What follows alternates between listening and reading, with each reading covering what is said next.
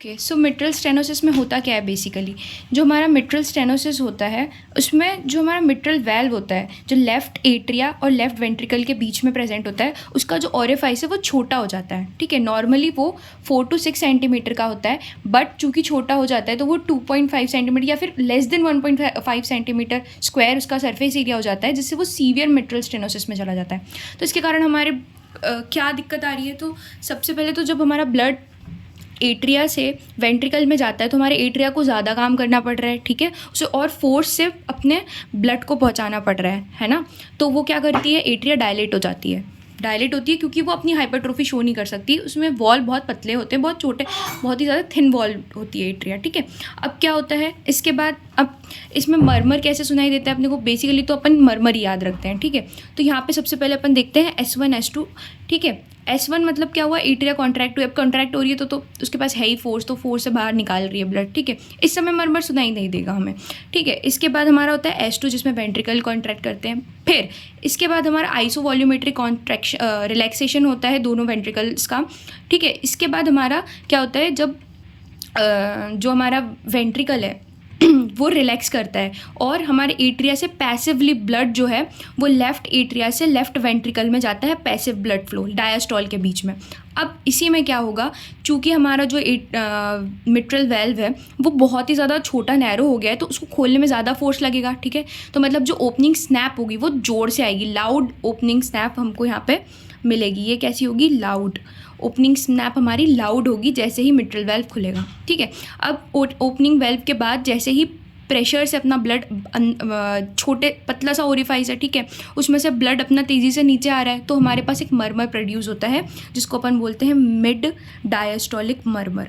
पर ये mid diastolic मरमर stop होता है अपना एक प्री सिस्टोलिक एसेंचुएशन मरमर के बाद। मतलब ये क्या रहता है, जब हमारा एट्रिया कॉन्ट्रैक्ट करेगा, S1 क्या है, S1 से जस्ट पहले हमारा ये PSA ख़त्म होता है। क्यों, क्योंकि एट्रिया जैसे ही कॉन्ट्रैक्ट करता है, अब हमको पता है कि वो पतला सा ओरिफाइस है, बहुत कम ओरिफाइस है, तो उसके अंदर से ब्लड जैसे ही आना चाहेगा तो वो क्या होगा, ट्रैवल करेगा एट्रिया से वेंट्रिकल पे, और नैरो ओरिफाइस है और जैसे ही कॉन्ट्रैक्शन स्टार्ट होता है तो वो एक और छोटा सा मरमर हमको मिलता है PSA, जो कि प्री सिस्टोलिक एसेंचुएशन होता है। ठीक है, ये PSA हो गया। अब ये तो हमारा मरमर हो गया, हमें क्या मिलता है, mid diastolic murmur plus pre systolic accentuation. इसके बाद अब हमारे और क्या, हमको क्लिनिकल फीचर्स क्या क्या मिलते हैं, क्लिनिकल फीचर्स क्या क्या मिलते हैं मिट्रल स्टेनोसिस में, तो हमें ऑर्थोपनिया मिलेगा। ठीक है, डिस्निया मिलेगा एक्सर्शन में। ठीक है, पैराऑक्सिस्मल नॉक्टर्नल डिस्निया मिलेगा, है ना। और क्या मिलेगा, अब चूंकि हमारा जो लेफ्ट एट्रिया है, जो मैंने बताया था, वो डायलेट हो जाता है, लेफ्ट एट्रिया डायलेट हो जाता है, तो उसकी वजह से हमें क्या होगा, हॉर्नर सिंड्रोम मिल सकता है या फिर हॉर्नेस ऑफ वॉइस मिल सकती है। ठीक है, हॉर्नर सिंड्रोम नहीं, सॉरी, हॉर्नेस ऑफ वॉइस मिलेगी।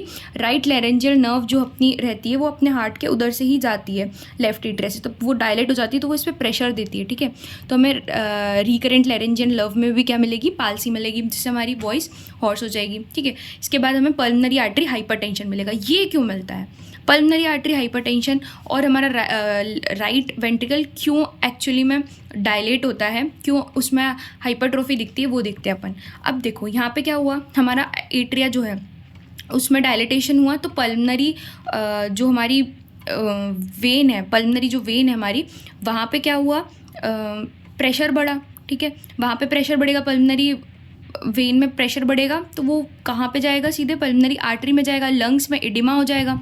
ठीक है, लंग्स में हमारा एडिमा हो जाएगा, है ना, लंग्स में एडिमा हो जाएगा, पल्मोनरी आर्टरी जो है उसमें फिर वो हाइपरटेंशन करा देगा। क्यों, क्योंकि हाइपोक्सिया हो रहा है ना, हमारा जो वहाँ पे प्रेशर है, जो ब्लड है वो वहाँ पे कम हो रहा है, क्योंकि हमारा जा नहीं पा रहा है इफेक्टिवली, यहाँ से ट्रांसपोर्ट नहीं हो पा रहा है अपने लंग्स की ओर, है ना, तो वहाँ पे हमारे हाइपोक्सिया होगा जो कि एडिमा कराएगा, और उससे हमारे पल्मोनरी आर्टरी हाइपरटेंशन होगी। पल्मोनरी आर्टरी हाइपरटेंशन के कारण जो हमारे वेंट्रिकल्स हैं, जो राइट वेंट्रिकल है, उसको ज़्यादा फोर्स के साथ ब्लड को बाहर भेजना पड़ेगा, तो फोर्स ज़्यादा लगाने के कारण यहाँ पे हाइपरट्रोफी हमें मिल जाती है। तो हमें क्या मिलेगा, राइट वेंट्रिकुलर हाइपरट्रोफी।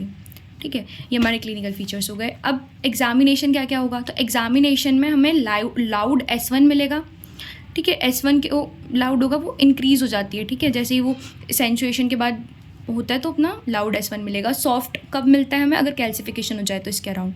इसके कॉजेज़ में हमारे पास वही होते हैं, रूमेटिक हार्ट डिसीज़ हो गया, ठीक है, या फिर कैल्सिफिकेशन हो जाता है ड्यू टू दैट इंडोकार्डाइटिस, है ना, वगैरह, इन सब में भी मिलता है। अब S1 क्या होता है अपना, वो तो अपना रिवर्स स्प्लिट भी मिल सकता है, नैरो स्प्लिट भी मिल सकता है ना, क्योंकि दोनों में जो वो ओपनिंग हो रही है और जो निकल रहा है ब्लड वो धीरे हो जाता है, तो इसलिए हमें नैरो स्प्लिट S1 मिलता है और रिवर्स S1 भी मिल सकता है। क्लोज होने में टाइम लगता है मिट्रल वेल को, ठीक है। ट्राइकस्पिड तो जल्दी क्लोज हो जाता है, उसी के टाइम पे होता है मतलब, पर जो अपना मिट्रल वेल्व है M1 T1 जो है, ये इसकी डिस्टेंस कम हो जाती है, इसलिए अपने को नैरो स्प्लिट या रिवर्स स्प्लिट मिलता है। S3 जो रहता है वो एब्सेंट रहता है। मरमर हमें MDM मिलेगा PSA के साथ। लेटरल डिक्यूबिट पोजीशन में हमें सबसे ज़्यादा मरमर सुनाई देता है, मतलब इंसान को लेटरल लिटा दो तो उसमें हमें ज़्यादा सुनाई देता है।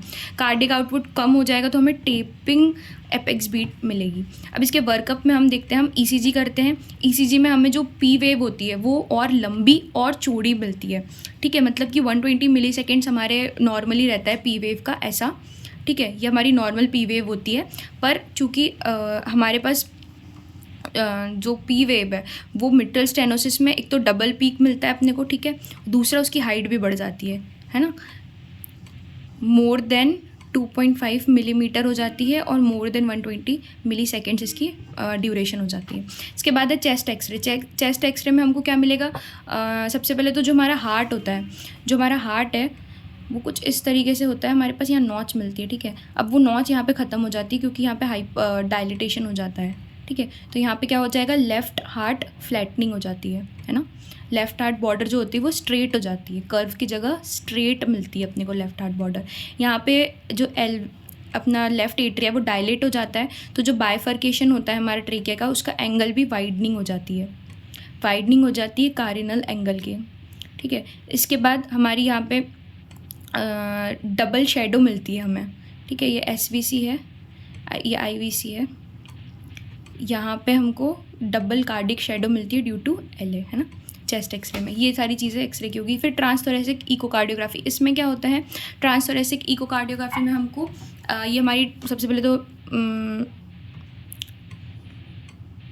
चॉइस की है ये, ठीक है, इन्वेस्टिगेशन ऑफ चॉइस है ये हमारी, है ना, और इसमें हमको प्रॉपरली हमारा जो हार्ट है उसमें ये सारे डिफेक्ट्स हमको आराम से मिल जाते हैं, ठीक है। फिर इसका ट्रीटमेंट क्या होता है, सीवियर में तो अपन क्या करते हैं, बलून डायलिटेशन होता है, बलून डायलिटेशन होता है हमारे पास, prosthetic balloon dilatation, percutaneous mitral valve balloon dilatation कर देते हैं अपन इसका, ठीक है। बट अगर यहाँ पे कैल्सिफिकेशन हो गया है तो अपन ये कभी नहीं करते हैं, क्योंकि कैल्सिफिकेशन के छोटे छोटे फ्रेगमेंट्स टूट के हमारे ब्रेन में स्ट्रोक करा सकते हैं, ठीक है, या थ्रोम्बोएम्बोलिज्म भी करवा सकते हैं। तो अपन कैल्सिफिकेशन जब होता है तो प्रोस्थेटिक हार्ट वेल्व लगा देते हैं, मतलब वेल्व को ही चेंज कर देते हैं।